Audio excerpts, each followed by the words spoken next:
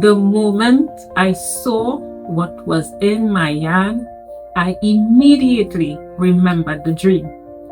About a month earlier, I had a dream that someone was performing Obeah, what many people call witchcraft, in my yard. I prayed about it, trusted God, and didn't think much more about it until the day I stepped outside and found something I never expected. Let me tell you what happened.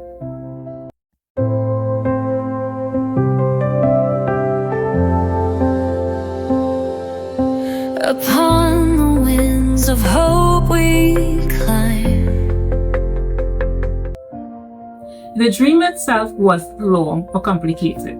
In the dream, I saw someone performing Obeah in my yard.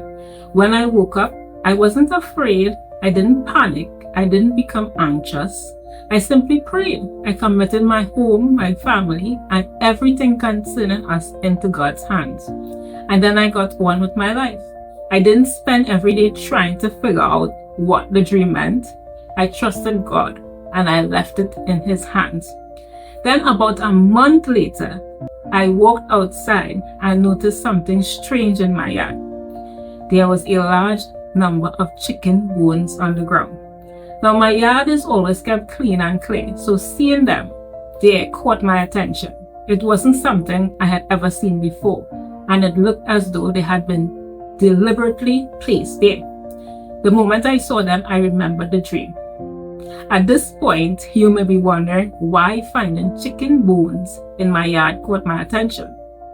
Throughout history, animal bones have been used in various occult and witchcraft practices. In some traditions, they have been used in rituals, divination, attempts to influence spiritual forces, and even rituals intended to bring harm, curses, or misfortune upon others. So when I found a large number of chicken bones in my yard, it immediately stood out to me. Whether someone intended me harm or not, I knew one thing for certain. As a Christian, my response wasn't going to be fear. My response was going to be prayer. I prayed over my home, I prayed over my family, and I thanked God that my confidence was in Him, not in what I found. That experience reminded me of something every Christian needs to remember. The Bible never tells us to pretend that evil doesn't exist. Spiritual warfare is real. Ephesians 6:12 says, "For we do not wrestle against flesh and blood, but against principalities, against powers, against the rulers of darkness of this age, against spiritual hosts of wickedness in heavenly places." But that's not where the story ends. The Bible also reminds us that Jesus Christ has already won the victory. Colossians 2:15 says, "Having disarmed principalities, powers, He made a public spectacle of them, triumphing over them in it." That's why I wasn't afraid. My confidence wasn't in trying to figure out who may have put these chicken bones there. My confidence wasn't in understanding every detail of what had happened. My confidence was in Jesus Christ. One of the first verses that came to mind was 2 Timothy 1:7. It says, "For God has not given us a spirit of fear, but of power and of love and of a sound mind." Fear wasn't from God. Prayer was the right response. Trust was the right response, and faith was the right response. James 4:7 says, "Therefore submit to God, resist the devil, and he will flee from you." Notice that the verse doesn't tell us to become consumed with the works of darkness. It tells us to submit ourselves to God. Everything begins there. Sometimes we don't know why certain things happen. Sometimes we never receive all the answers. But we don't need to know everything to trust the one who knows everything.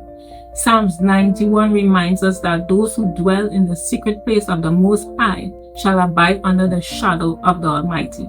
What a beautiful promise.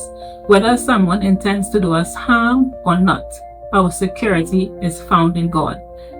He is our refuge. He is our protector. He is our defender. So if you're watching this today and you've experienced something that has caused you to become fearful, let me encourage you. Don't allow fear to control your heart. Take it to God in prayer. Stand on His word.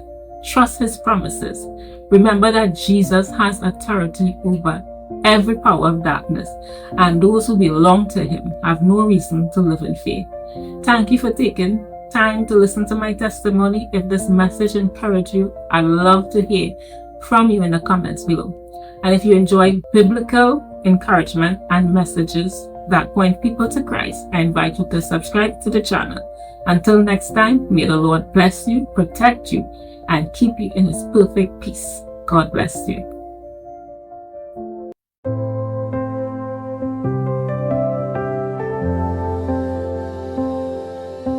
Upon the winds of hope we climb, our hearts renew